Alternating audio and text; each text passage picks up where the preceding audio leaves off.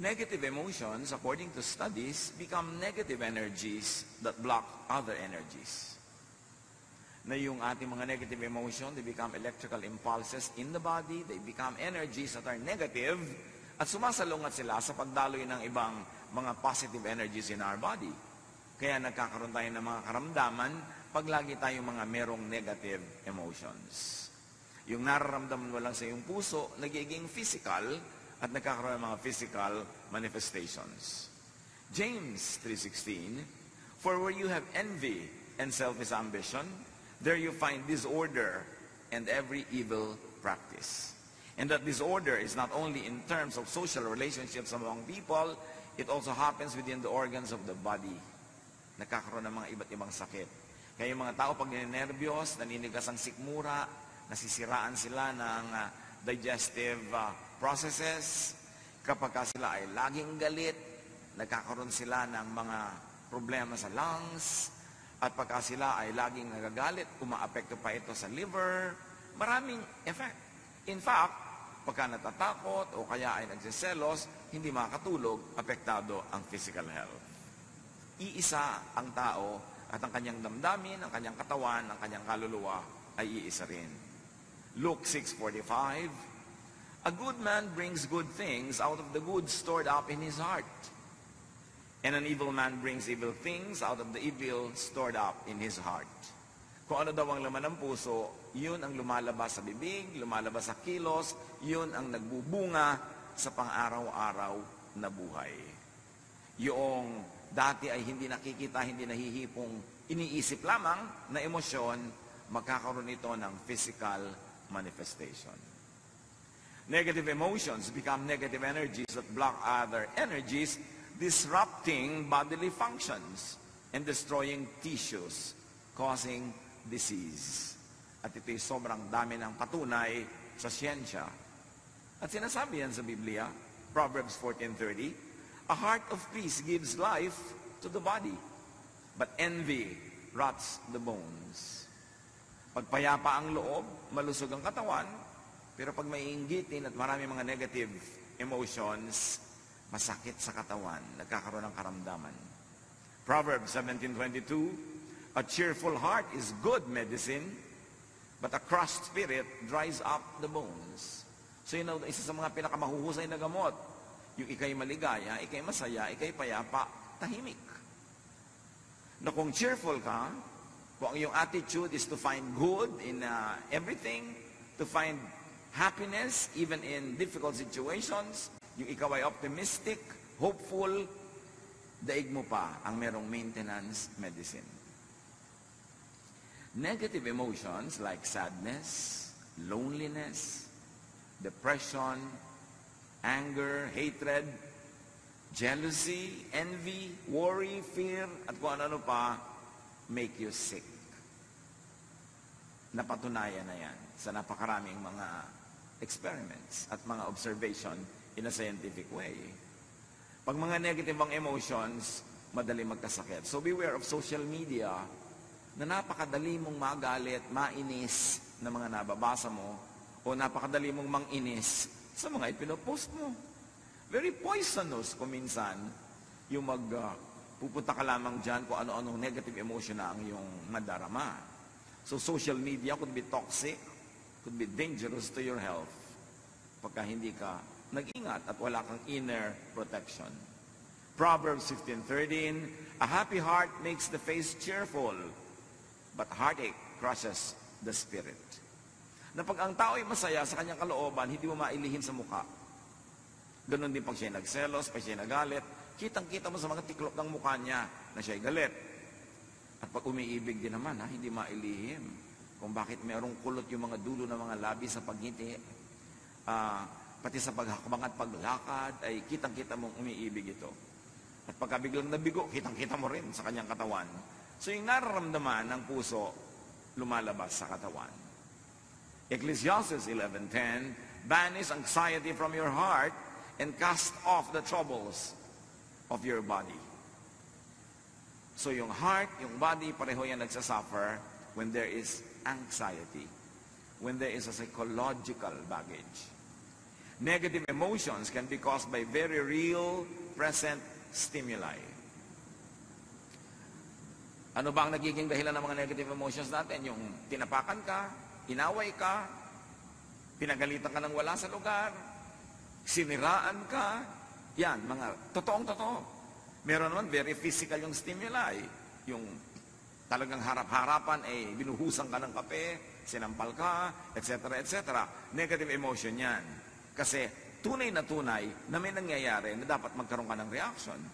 Proverbs 23, it is to one's honor to avoid strife, but every fool is quick to quarrel. So merong dahilan para ka mang-away, pero sabihin ganun, paghangal ka, mang-aaway ka nga. Pero kung matalino ka, iiwasan mo yun. Hindi lamang dahil sa social problems, legal problems, but you will have physical health problems pag nakikipag-away ka. Proverbs 15, 1 and 4, a gentle answer turns away wrath, but a harsh word stirs up anger. Word, salita, sound waves. Pero pag nadinig ng tenga mo, tataas ang iyong presyon, mapupuno ka ng mga energy para maging matapang at mapang-away dahil lang sa narinig ng iyong tenga. So you see how sound waves affects your brain and how your brain decodes it and turns your body into a warrior. At pagka nasa war-like mood ang katawan, toxic yon. Ang effect nun, later on, masama sa katawan na yon. The soothing tongue is a tree of life, patuloy nung verse, but a perverse tongue crushes the spirit. Napakadaling manakit ng damdamin.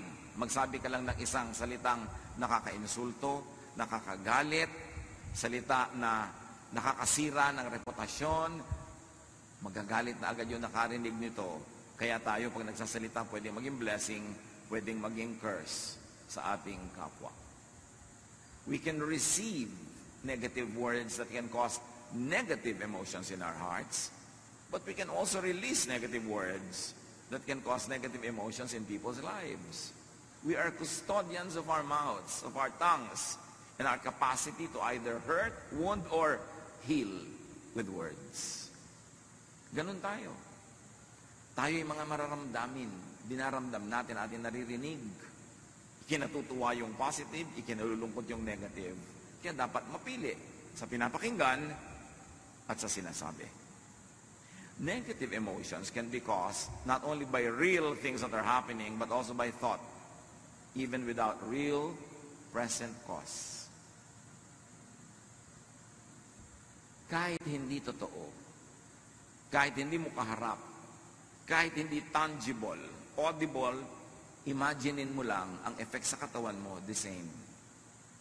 Kaya yung mga mapanibughuin, mga selosong asawa, ini-imagine pa lang nila na pinagtataksilan sila ng asawa nila, nagiinit na yung tenga nila dito, dumadalas na ang tahip ng kanilang dibdib, tumataas ang blood pressure.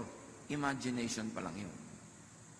Kasi hindi kinikilala ng katawan ang pagkakaiba ng tunay na nagaganap at nung nagaganap lang sa ating imagination. As far as your body is concerned, whether it is happening in real life or it's happening only in your imagination, the effect on the body is the same. Kaya binabantayan natin ating iniisip. Ang daming teaching sa Bible about watching what you think of. Mark 7, 21 to 22, for it is from within,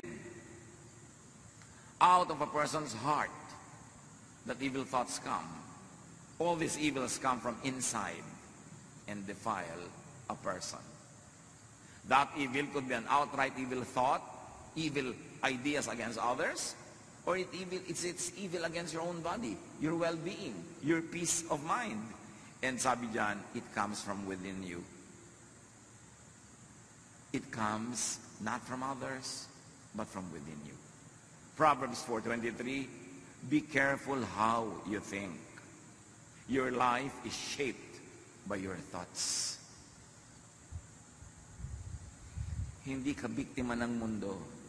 Kasi kahit may mga taong napuputokan na ng lindol at mga bulkan, kung ang pag-iisip nila optimistic and hopeful, hindi sila nawawalan ng pag-asa, hindi sila nalulungkot, hindi sila bumibigay.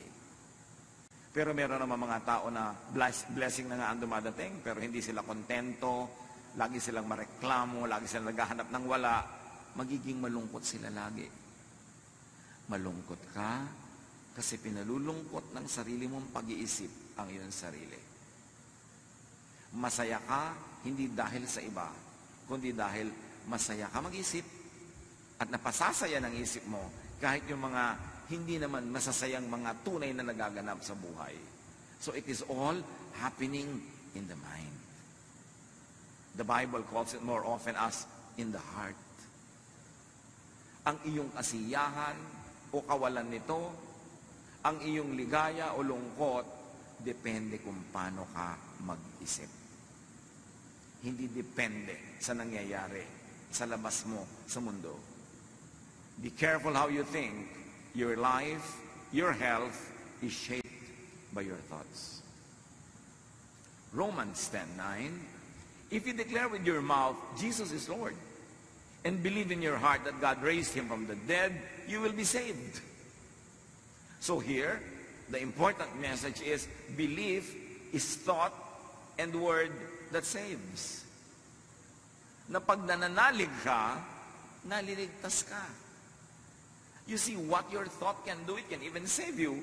Because your faith saves you, and your faith is belief. Your belief is thought. You can think your way out of hell, and you can think your way into hell. You can think your way into heaven, into salvation, when you believe. Kaya napakahalaga kung ano ang pinaniniwalaan, kung sino ang pinaniniwalaan, at sino ang sinusundan. Kasi yun ang magbibigay ng hugis, kulay, at tunog sa iyong pang-araw-araw na buhay. Proverbs 23:7, for as he thinks in his heart, so is he. Kung ano ang tunay mong pag-iisip, kung ano ang tunay mong pag-iisip tungkol sa iyong sarili, yun ka. Kaya napakahalaga na meron kang positive na pananaw sa sarili, hindi naman para maging mayabang, hindi para maging mapagmataas, kundi positive. I'm a child of God, mahal ako ng Diyos. Nagkakamali ako, nagkukulang ako, pero mahal pa rin ako ng Diyos. Pinapatawad ako ng Diyos. Gagawin ko ang lahat na magagawa ko para ituwid ang lahat, pero sa lahat ng kulang, pinupuno ako ng Diyos. Ang ending nun, masaya ka, kahit may kulang ka. Hindi mo ipinagdiriwang na kulang ka, kundi ipinagdiriwang mong merong pumupuno sa'yo. Your faith saves you. Your faith saves you not only from the punishment of sin, your faith also saves you from needless guilt. From worry, from fear. Kaya binabantayan natin kung ano yung pinapakinggan, sino ang sinusundan. Kasi pwede tayong sumunod sa isang katuruan o guro na dadalhin tayo sa walang katapusang guilt, sa walang katapusang accusation, sa walang katapusang pagsasabing kulang tayo, masama tayo. Ano mangyayari sa pag-iisip mo tungkol sa iyong sarili? Dumadali para sa mga masasamang espiritong pasukin ng iyong puso kasi maraming fear, maraming negative emotions. At yun ang kinakapitan ng mga masasamang espiritu. Negative emotions can be caused by remembrance of the negative past. Kuminsan, ang saya-saya mo lang ngayon, maayos na ang buhay mo, pero maalala mo lang kung paano ka naapi ng bata ka, kung paano ka naabuso, kung paano ka na ganito at gano'n, biglang nawawala ang saya mo, nagagalit ka, nagdaramdam, at meron pa, pwede kang itulak niyan para maghiganti, para gumawa ng mali, doon sa mga gumawa sa'yo ng mali. Sa kadadali ng pag-iisip na yan, aalisin ka niya sa blessedness. Ibabalikan niya sa state of curse. Kaya napakahalaga na yung mga negative past, ipatawad na, patawarin na, hugasan na ng dugo ni Jesus, itago na sa museum, huwag nang ungkat-ungkatin, huwag nang lagi pang bayaan na makaapekto sa buhay natin araw-araw, kasi hindi ka dapat maging bilanggo ng nakaraan, lalo't kung ang nakaraan ay di naman kagandahan. 2 Peter 1:5-9, make every effort to add to your faith goodness, and may add goodness in thought, and to goodness knowledge in how to think, and to knowledge self-control, which we read as thought control. Pag pinipigil mo ang iyong isip, mapipigil mo ang paglago ng mga bagay na hindi karapat-dapat para ikaw ay mapasama, mapahamak. Pag nagsisimula ka na magalit, control your thought. Change the topic. Pag nagsisimula ka na uling lumabas na naman ng kutakot-takot ng mga negative things, control your thought. Because if you don't control your thought will control you. And as you think, you become. Kaya mayroong mga tao, sobrang magagalitin. Walang kakwenta-kwenta, galit agad. Kasi galit sa mundo. Kasi marami na siyang galit na inipon sa kanyang puso. Para kumbaga sa puso niya, isang baso, isang patak na lang puno na, aapaw na. Kaya kahit sino yung makapaglagay doon ng patak na nakaka-irritate sa kanya, aawayin na niya, makikipagkagalit na siya, kahit walang kabagay-bagay. Kasi puno. Kaya dapat yan na ipasa Diyos na, kalimutan ang mga nakaraan na hindi maganda, yung mga sama ng loob, yung mga itinatanim nating mga tampo, alisin na, kasi lagi kanyang pahihirapan. For if you possess these qualities in increasing measure, they will keep you from being ineffective and unproductive in your knowledge of our Lord Jesus Christ, the knowledge that brings you into peace. True knowledge of Jesus Christ brings you in a state of peace, of serenity, of love. Sayang ang religion na 40 years na, 35 years, 34 years, tapos hindi ka pa rin payapa, hindi ka pa rin tahimik, ang dali mo pa rin matakot, ang dali mo magalit, at ang dali-dali mong mag-guilty na parang wala kang Diyos na tagapagligtas, parang hindi ka mahal ng Diyos. Sayang ang lahat na yung pagpupagod sa mga religious activities. But whoever does not have them is blind, forgetting that they have been cleansed from their past. Tayo'y nalinis na, napatawad na, at mayroong isang one wholesale paglilinis at patawad. Nung tinanggap mo si Jesus sa iyong buhay, nanalig ka sa Kanya, pinatawad na ang lahat ng daladala mo ngayon, yung kahapon at dadaling pa sa kinabukasan. That's why you have passed from death to life. Hindi ka na dapat laging matakot na araw-araw na naman, nawawala na naman yung kaligtasan mo na yan, kasi nga, you pass from death to life, although hindi dapat gawing lisensya para mamuhay ka ng wild. Pero nabubuhay ka, cognizant of the fact that you're human, that you do your best, but you know that it will never be enough all the time, na sa mga kulang mo, yun ang pinupunan ni Jesus, kaya kami tagapagligtas.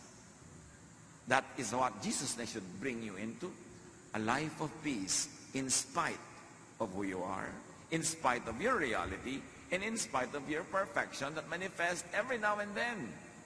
Hindi ka dapat magpadaya na tuwing nagkakasala ka, nagkukulang ka, eto ka na naman, taga-impyerno ka na naman, kasi minsan lang. Jesus died once for all.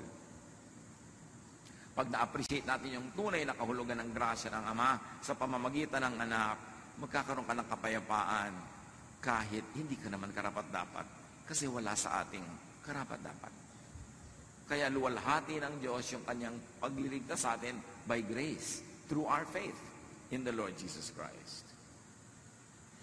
Philippians 3:13, dahil sa mga napakaraming nakaraan na mabigat at masakit, one thing I do, forgetting what is behind and straining toward what is ahead. Ganyan daw dapat ang pamumuhay para magkaroon ka ng happiness. Kalimutan mo na yung hindi maganda, yung masakit sa nakaraan, at ang iyong pagsikapan ay yung makarating pa sa napakaraming magandang plano ng Diyos para sa iyo. Move toward what is immediately ahead. Huwag din naman yung too far off. Kasi pag sobrang layo din ng iyong projection, sobrang layo ng iyong iniisip, magwo-worry ka na naman yan.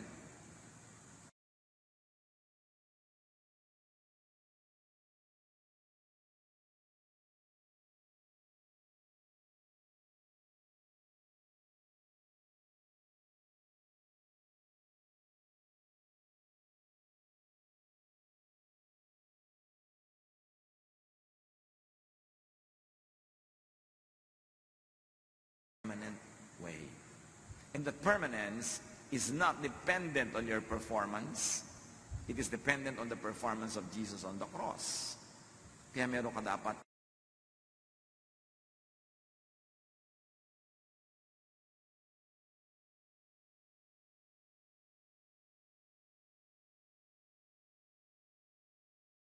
ipasa Diyos ang mga bagay na yan. Imagine, fast-forwarded troubles and sufferings, needs, wants, and poverty, imagined and fast-forwarded sadnesses will make you miserable. Yung kumakain ka pa lang ngayon, iniisip mo na baka bukas wala. Paano ka sasaya ngayon? Ang iniisip mo na agad yung possibility na bukas ay wala. Matthew 6:34, therefore do not worry about tomorrow. Sabi ni Jesus, for tomorrow will we worry about itself. Each day has enough trouble of its own.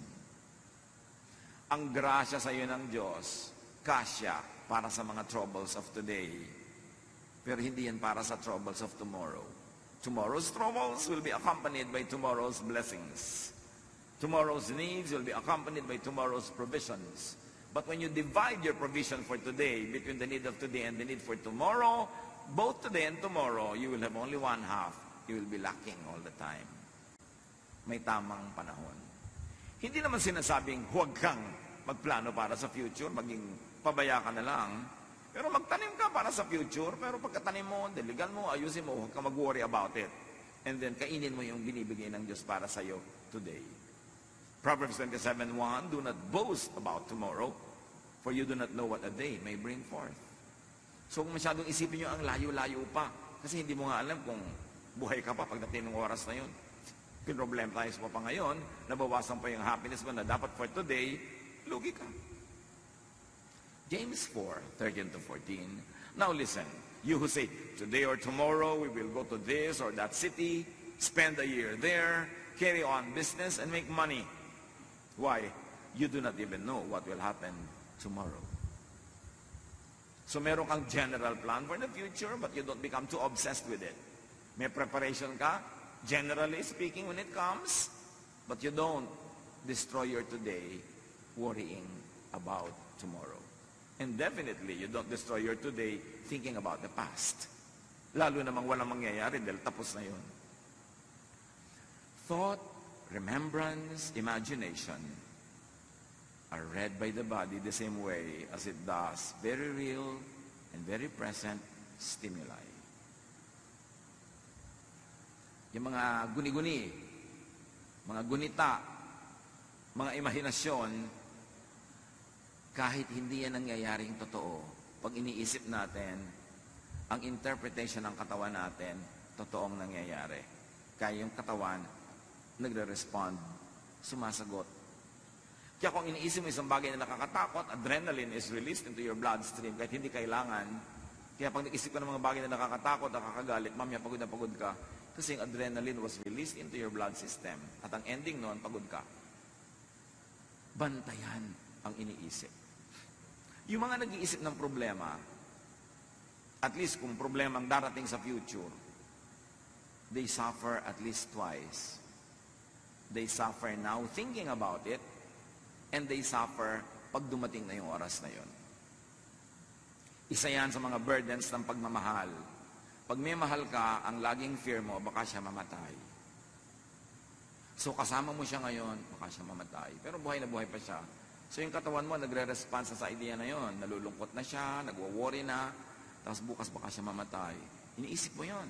50 taon mong kasama sa buhay. Isipin mo, 50 taon mong iniisip mo baka siya mamatay. So pag namatay na talaga yan, doon ka ngayon magre-respond na naman ng totoo. So 2 beses ka nag-suffer. Before and during. And the before could be a lot of days, a lot of years. Ang dami natin laging iniisip.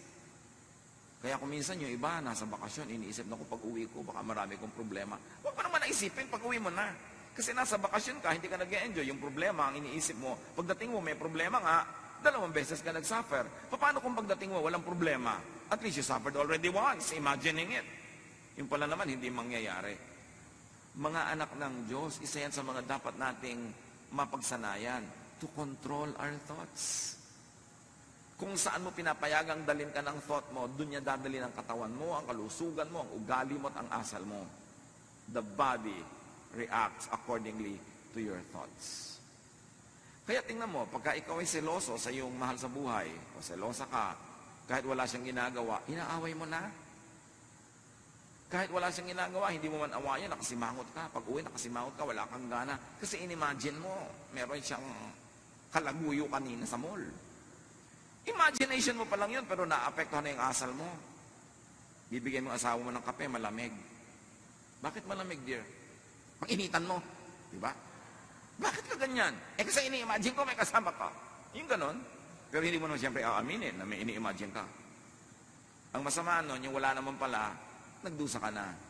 Ngayon, kung meron talaga, sabi mo, Pastor, paano kung meron talaga? Doon ka lang magdusa. Kung nalaman mo na. Pero hindi mo pa alam, nagdudusa ka na, di ba lugi ka niyan? Paano ko po mapaghahandaan? Wala naman talaga nakakapaghanda sa ganyan. Meron ba talagang napigil pagka gusto? Naku, hayaan mo. Gumawa ka ng buhay mo, masaya ka, productive ka, para kung sakali mangyari yon, hindi ka pilay na pilay na pilay. Yan ang sinasabing, maganda ka sa future, pero don't be obsessed with the future. Yung paano po kaya pagka nagluko yung asawa ko, mga 10 years from now, ngayon in love sa akin, pero ang dami ko na pong nakitang pagkatapos, iniiwan yung asawa, ano pong paghahanda ang gagawin ko? Mag-gym po ba ako? Magpapasexy ako? Magpapaganda ako? Ang dami magagandang iniiwan pa rin. Gusto mo maghanda? Pero ipanalangin mo huwag matuloy. Maghanap buhay ka. Kailangan may pera ka. Para pag iniwan ka, hindi ka gutom. Ngayon, hindi ka iniwan, di doble pera nyo, masarap. Dapat nag-aanda ka, hindi yung negative na puro fear, wala ka namang ginagawa. Imagine, and you will feel. Imagine in your body experiences very physical effects of thought. Kaya yung halimbawa, matatakotin, sa gabi ayaw matulog mag-isa, ayaw patay ang ilaw. Sa kabilang kwarto, meron kang isang kasambahay doon na tahimik at masarap ang tulog, ikaw hindi. Bakit? Anong pinagkaiba? May multo ba sa kwarto mo at sa kanya wala? No. Magkaiba kayo mag-isip. Tinatakot mo ang sarili mo. Naku, amoy kandila. Mabuti na lalayo ang mga lamok. Huwag ka matakot sa mga ganyang bagay. Paano mo kinokontrol ang isip mo o ikaw ang kinokontrol niya? Your body suffers, gets tired, and gets sick. Ayon sa opinion ng maraming mga health practitioners, napakaraming sakit ang aalis sa katawan natin kung positive lang tayo mag-isip.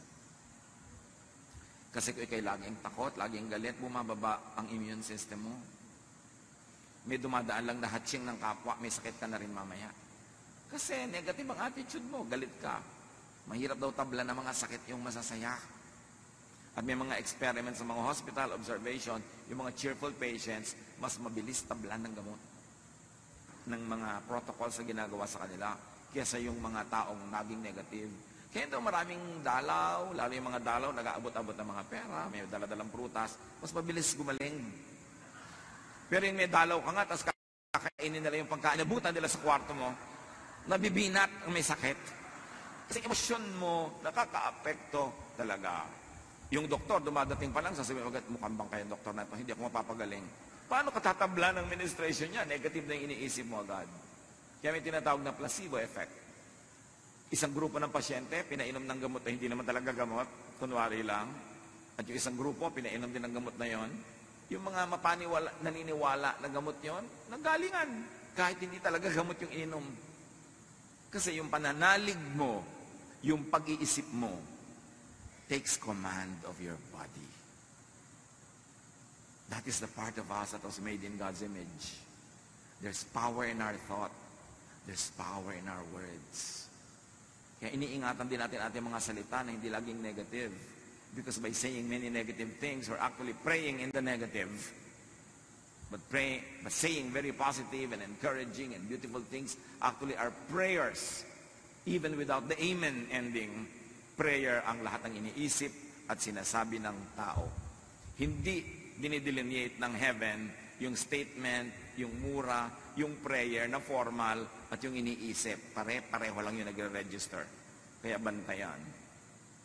Fix your sight, your attention, your thought on Jesus. Nagkakasala ka, nagkakamali ka, fix your eyes on Jesus. Not to abuse His kindness, but to lovingly and gratefully receive His grace. Hebrews 12, 1-2. We must get rid of everything, and I say every thought that slows us down, especially the sin, and if we may read it as negative thought or lack of faith, that just won't let go. And we must be determined to run the race that is ahead of us. we are reading the verse in the context of our topic, because it could be read many ways. Dahil napaka-general and universal ng mga ideas that can find many applications in daily life. So we must get rid of every thought that slows us down, especially negative thought, lack of faith, na ipinagpipilitang maghari sa ating isip. We must keep our eyes on Jesus, who leads us and makes our faith complete. Colossians 3:2, set your mind on things above, on what brings peace, not on earthly things, or on what brings vexations and trouble. Psalm 94:19, when anxiety was great within me, your consolation brought me joy. You see, what do you focus on? Sabi ng Psalm 94:19, nung ako'y binabagabag ng mga alalahanin ko, ang pag-iisip ko sa inyo, ang pagtuon ng isip sa inyo, ang pagbibigay nyo ng ginhawa sa aking kalooban, ang siya ko nagiging lakas. So kanino ka nagpo-focus? There's the problem, but there is God. There is our weakness, but there's the strength of the Lord. There is our impurities, but there is the purifying work of the Lord Jesus Christ. Saan ka titingin? Pag tumitingin ka sa iyong asawa, iyong anak, magulang, kapatid, kapwa, kaibigan, anong gusto mong tingnan? Yung work ng devil sa kanya? Marami yun. Bakit hindi mo tingnan yung work ng God sa kanya? Marami lalo yun. Para ka maging mapagpasalamat and appreciative. Kayong ating binasa kanina, 1 Samuel 16:23 sa simula, whenever the Spirit of God, the evil spirit from God bothered Saul, David would play his harp. Saul would relax and feel better, and the evil spirit would go away. Read the evil spirit as vexation. Probably envy, because Saul was envious of everyone around him, especially David. And then David was playing the harp. Anong nangyayari? There was a non-threat. Relax si David, wala siyang hawak na armas, siya ay tumutugtog, wala siyang hawak na bato na ibinato niya kay Goliath. So there's relaxation. And when there is a non-threat, when there is relaxation, evil spirit goes away, meaning peace and rest come instead. Pag inanalyze mo yan, in a very physical way, what drives away the evil spirit? Relaxation, trust, and the beauty of music, the beauty of a song. Kaya napakahalaga ng arts sa buhay natin. Kasi pag tayo nakakakita ng mga gandang bagay, nakakarinig ng magandang musika, pagka tayo ay naliligid ng mga taong nag-i-inspire sa atin na mag-relax, kasi sila ay non-threatening, non-competitive, what happens? Evil spirits go away. Whether those spirits are actual spirits or emotions that are very, very negative, that poetic writers of the Bible call evil spirits. Whether they are real evil spirits or symbolic, the same effect happens. When you relax, your demons go away. Kaya sa lifestyle natin, maganda naman na tayo ay busy, maganda na tayo productive, maganda na tayo maraming ginagawa, pero dapat marunong ka magpahinga. Kasi pag hindi ka napapahinga, pinamumugaran ng mga masasawang espiritu ang iyong utak. Kasi yung kulang ka sa tulog, kulang ka sa pahinga, madali ka magalit, tapos nagsiselos ka pa, nainggit sa iba, kay dali-dali mong akitin ng mga masasamang espiritu para pumasok sa isang magulong pag-iisip. At habang gumugulo yan, lalong dumadali sa kanila, naguluhin ka pa ng guluhin. That's why that trend has to be reversed. The cycle has to be escaped from, the cycle of negative feeling and negative ideas, at gawin itong positive. Romans 8:6, the mind governed by the flesh is death, but the mind governed by the Spirit is life and peace. Mind. Our mind is the biggest battleground. Pag natalo ka na sa loob ng isip, matatalo na ang iyong katawan, matatalo na ang iyong ugali, matatalo na ang ginagawa mo sa labas, at pakikitungo sa iba, talo ka na. Ang nananalo sa spirit, sa isip pa lang. Our battle is not against flesh and blood, but against powers, against principalities in the air, or if you like to say it, principalities and powers in the brain, in the mind. Yung mga umaagaw sa atin sa ating pag-iisip, sa ating value system, sa ating behavior. Negative emotions make the body go in fight or flight mode, marshalling and expending precious energy, and they cause stress, imbalance, illness, and damage to the body. Mga kapatid, kung meron sa ating sakitin, may dumaan lang na ibon, may sakit ka na. May konting alalahanin lang, sobra ka nang inuubo. Laging masakit ang ulo, masakit ang bewang, masakit ang paa, masakit lahat. Paki-review ang paraan ng inyong pag-iisip. Baka kayo malungkotin, madrama, masuspetsa, maselos, lalo mainggitin.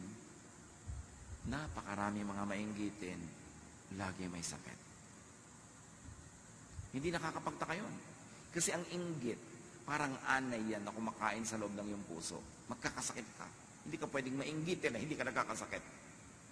Kasi pagka tuwing umaasenso yung buhay nyo ng kapwa, sumasama ang pakiramdam mo. Mayroon nga mga Korean na nagsabi because of their excessive progress or so-called materialism daw ngayon, whenever the house of your neighbor gets an extension, you have a heart attack.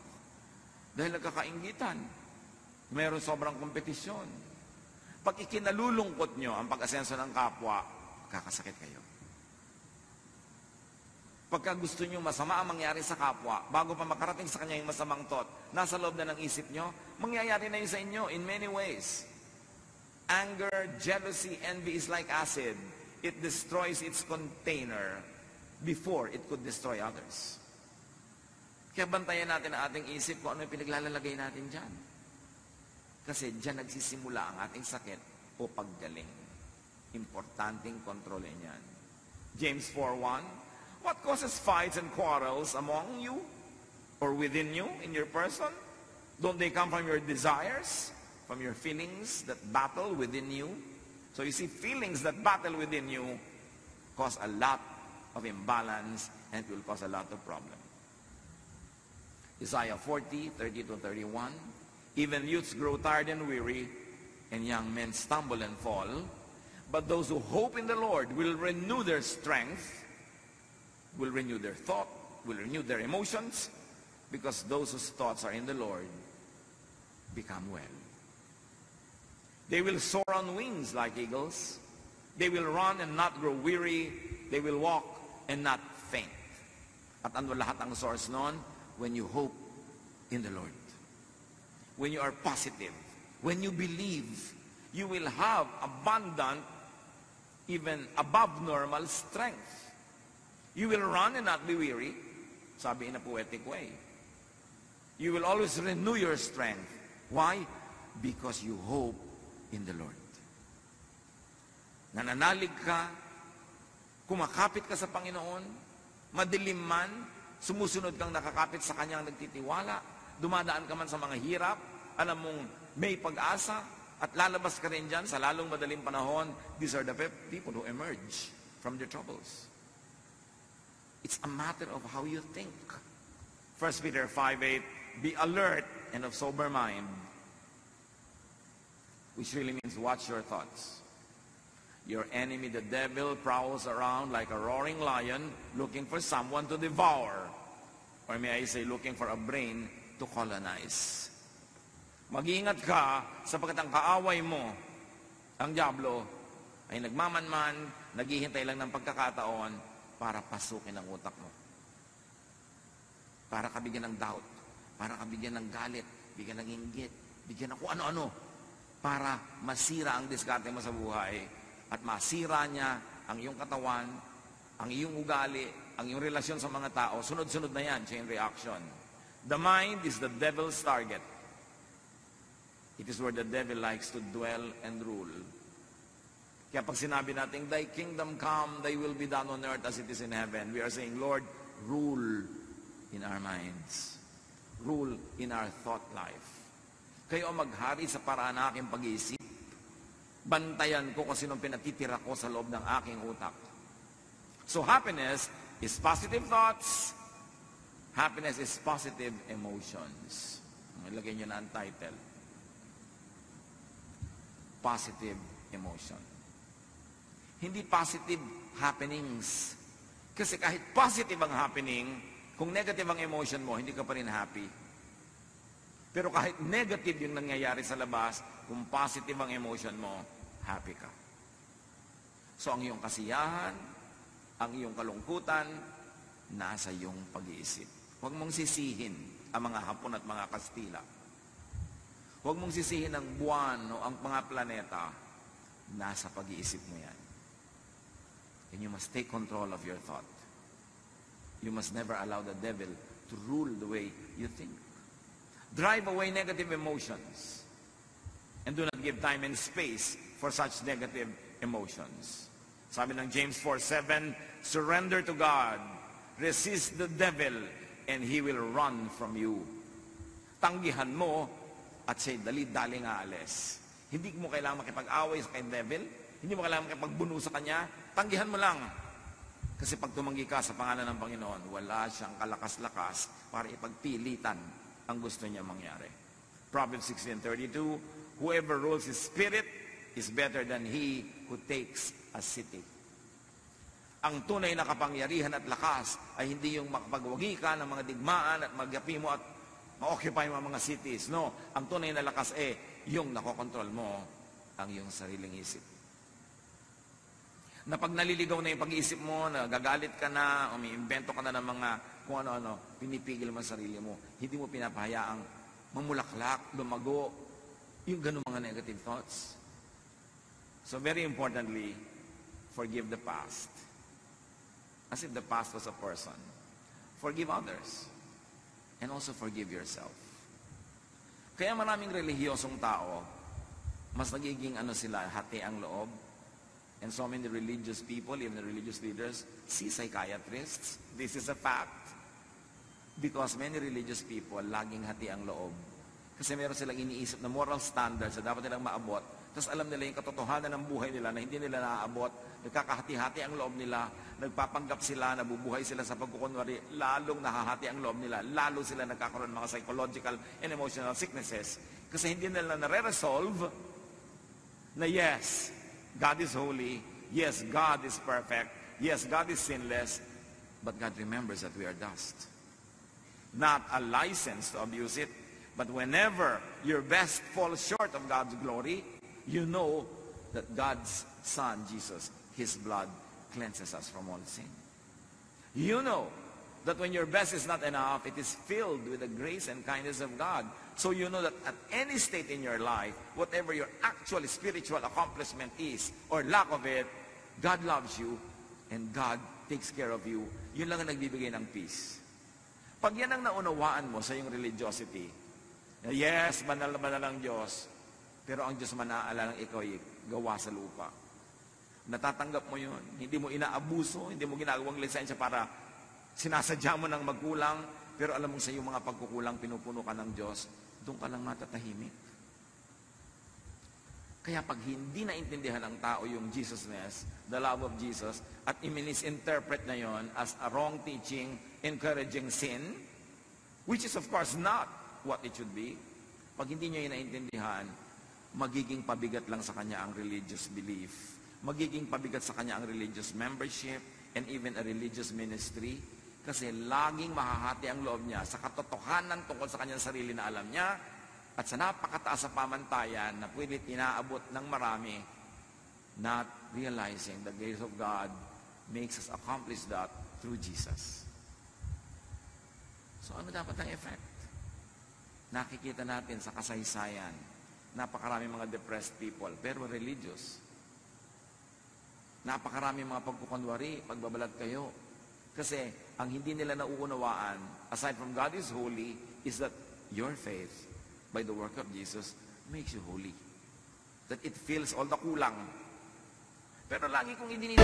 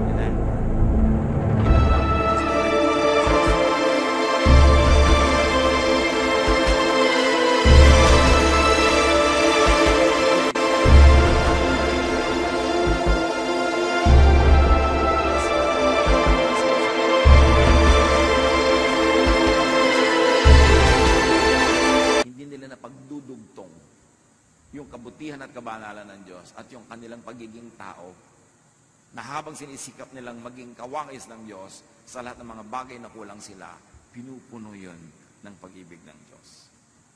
So sabi, be kind and compassionate to one another, forgiving each other, just as in Christ, God forgave you. And of course, you should never fail to include yourself. Be kind and compassionate to yourself, forgiving yourself, just as in Christ, God forgave you. At ganon din ang gagawin natin because you have to love your neighbor as you love yourself. So you are kind and compassionate and forgiving also to your neighbor. How else do you have happiness through positive emotions? Do not worry about the future. Worrying will not help. Plant a seed, but do not dig it to see if it's growing. Plant it, take care of it, and then go on with your daily life. Philippians 4, 6-7, do not be anxious about anything, but in every situation, by prayer and petition, with thanksgiving, present your requests to God. And I'd like you to focus on the thanksgiving, because the thanksgiving is how Jesus prayed. I thank you, Father, that you heard me. Ganun na agad.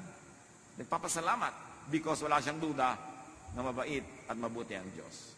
At ano daw ang bunga pag ganon? And the peace of God, which transcends all understanding, will guard your hearts and your minds in Christ Jesus. Malinaw yung transcends all understanding. Magkakaroon ka ng peace kahit lahat ng logic tells you that you should be bothered and troubled. It goes against logic. But yes, God will give you that peace when you trust in Him. So be positive, be hopeful about the future. Huwag yung gamitin ang relihiyon na panakot about the future. Be positive and hopeful about it because God said, I will never leave you. I will never forsake you. Romans 12:12, be joyful in hope. So we fix our eyes not on what is seen, but on what is unseen. Since what is seen is temporary, but what is unseen is eternal. Mahalaga na mag-focus tayo doon sa sinasabi ng Diyos, hindi sa nakikita lang natin sa ating paligid. The unseen is more powerful than that which is seen, because what is seen is only physical.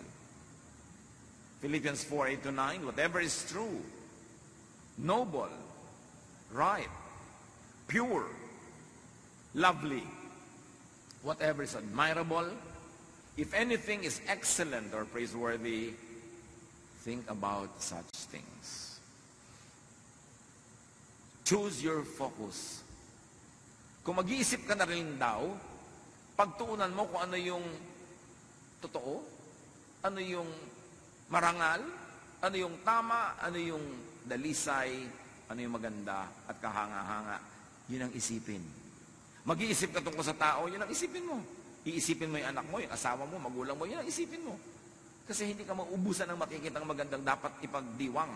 Pero pag ang titingnan mo yung negative, nakakasama ng loob, nakakagalit, may makikita ka rin. So it's not a matter of what is there, but what you choose to see. That is what you will see. At sabi, and the God of peace will be with you. Pagka marunong kang pumili ng pagtutuunan ng pansin, ng usapan, ng iyong imagination, piliin mo kung ano yung nagpapasaya sa'yo. And the God of peace will be with you. Very importantly, to be happy, live in the now. Not in the past, not in the future, in the now. Yung needs mo now, meron yung provision. Yung needs mo in the future, pag inisip mo ngayon, magwo-worry ka. Lalo naman yung mga needs mo in the past na pinagluluksa mo pa hanggang ngayon, parang kailan ka makakalaya mula doon? Psalm 118:24, this is the day that the Lord has made. We will rejoice and be glad in it. This is the day we will be glad in it. I will not worry about tomorrow. I will not mourn about the past. I will live in the now. Because God's provisions for now is all more than sufficient for now. Lamentations 3:22-23, the steadfast love of the Lord never ceases. His mercies never come to an end. They are new every morning. Great is your faithfulness. So the love of the Lord is new every morning. The mercies of the Lord are new every morning. The provisions of the Lord are new every morning. So tomorrow morning, you will receive those provisions. Don't worry about it now. Let others also enjoy positive emotions. Set others free to enjoy positive emotions. Meaning, huwag ka naman mang-ashar. Huwag kang manggalit. Huwag kang manginggit. Huwag kang gumawa ng mga bagay na ikaiinis, ikagagalit ng iyong kapwa. Maawa ka rin sa kanya. Kasi bawat tao, survivor. Hindi mo alam kung anong pinagdaanan niya kahapon. Hindi mo alam kung anong pinagdaanan niya kahapon, nung nakaraang taon, nung nakaraang 10 taon. So payagan mo naman siyang sumaya ngayon. Kung pwede mo siyang huwag guluhin ngayon, huwag mo na siyang guluhin. May namatay, halimbawa, alas 9 ng gabi, malayo yung namatay, kailangan mo pa talagang sabihin doon sa mga tao today, mismo ngayon, namatay si ano, hindi na sila makakatulog buong gabi. Ba't yun nilang bukas? Total patay na. Hindi naman sila yung embalsamador. Hindi naman sila yung aayos ng mga arrangement. Ibabalita mo pa ngayon, maawa ka naman, patulugin mo na lang bukas na ng umaga. Pwede ba? Kasi wala na namang maiiba eh. Hindi lang siya makakatulog buong gabi. Meron tayong mga komisan, makapagsalita ka lang, makapagbalita ka lang. Alam mo na makakagulo sa kapwa, pwede namang i-delay pa, ibibigay mo na agad. That's unkind. Unless stakeholder yung tao, unless yung kanyang immediate attention and knowledge of it would change and make things change for the better. Pero may mga bagay na ipinagpapabukas na. Kasi naaawa ka doon sa taong hindi na lang makakatulog ngayon. May mga bagay na hindi mo na ikinukwento. Yung mga, alam mo ba, doon sa kabilang mesa, pinag-uusapan ka, ganito ka daw, ganon. Ano magagawa niyo doon sa mga matatabil na dila na yon? Tapos itong tao, masaya, gagalitin mo, mawawala yung saya niya dahil pinaadating mo sa tenga niya yung mga nakakagalit na bagay na malaman man niya at hindi, cannot change the universe. Ibabalita mo lang sa tao yung negative kung nanganganib ang kanyang buhay at meron siyang dapat gawin para maligtas o meron siyang pwedeng magawa para ayusin ang situation. Pero for the sake of just being informed, maawa ka sa tao na kuminsan sandali na lang siyang sumasaya, bihira na lang ang panahon na siya ay makapahinga, bubuhusan mo pa ng mga bagay na negative, yung isip niya, balik na naman siya sa gulo. We should be kind to one another. Hindi yung ma-unload mo lang yung problema mo, ay naku, salamat naman, gumaan ang loob ko, nasabi ko sa iyo, oo nga kasi loob ko ang bumigat. Gumaan nga ang loob mo at may expense. May mga ganun, huwag kang pagaan ng loob mo, tapos ibubunton mo lang sa iba. O kaya, hindi rin naman gagaan yung loob mo, bubuntunan mo pa siya, idadamay mo pa. Ang dami-daming ipinagdurusan ng tao. Kung kaya mo na huwag nang dagdagan pa yon, huwag mo nang dagdagan. May mga tao na yung sinasabing the straw that broke the camel's back. Alam niyo mga camel, kinakargahan niya ng napakaraming mga damo na binubuhat niya. Takala ng tao ang lakas-lakas niya. Meron naman nagdagdag ng isang straw na lang, natumba na yung camel. Kasi isa na lang pala ang idadagdag mo, tutumba na siya. At sa buhay natin, ang mga kapatid may ganun. Yung bang ang dami mong dala, ang dami mong lungkot, ang dami mo nang alalahanin. Kung pwede lang sabihin sa mga tao, please, kung may sasabihan ka na magdadagdag ng lungkot ko ngayon, huwag na muna, hindi ko na kayang madagdagan to. Baka masampal na kita. Kahit hindi ikaw ang may kasalanan, nagdidilim na kasi ang isip ko. No? So, please lang, huwag muna akong dagdagan ngayon. Mga kapatid, makiramdam naman tayo. Makiramdam tayo. Lalo itinetext mo lang yung problema. Naiinis ka sa kapitbahay mo, ite-text mo pa doon sa pinsan mo. Hindi mo alam kung ang dami na niyang dala ngayon dadagdagan mo pa. Hindi mo pwede sarilinin mo na lang yung inis mo sa iyong neighbor. Ba't kailangan mong ipasa? Be kind. Luke 17:3. If your brother or sister sins against you, rebuke them. Sino daw nire-rebuke? Kung sa'yo talaga nagkakasala. Haba, nakatapak yung paa niya sa'yo, ang bigat-bigat ng bakya niya. Rebuke them. Kasi ikaw yung natatapakan. Pero hindi naman ikaw yung naapektuhan, hindi ka sa kanya nagkakamali. Huwag ka mag-rebuke na mag-rebuke. Akala naman natin, kung mo churchmate mo, rebuke ka na lang rebuke. Sabi, if your brother or sister sins against you, yung ikaw talaga ang directly, significantly affected and damaged, rebuke them. And if they repent, forgive them. Pero hindi ka rin rebuke ng iba na hindi naman siya sa'yo nagkakasala. Hindi ko mo member mo rin ng the same church or fellowship, ikaw na to si Mrs. Madam Rebuke, si Mr. Rebuke, na pinapabigat mo ang damdamin ng mga tao, imbes unahin mo muna silang tulungan. Help others have and enjoy positive emotions. Kasi marami ng dala ang kapwa. Romans 15:2, each of us should please our neighbors for their good, to build them up. So stop scaring people. Stop making others worry. Stop provoking others into negative emotions. Kung hindi kailangan, huwag na tayong manakot. Huwag na tayong manggalit. Huwag na tayong magdamay. Kasi ang mga tao, marami ng dalahin. Jesus wants you happy.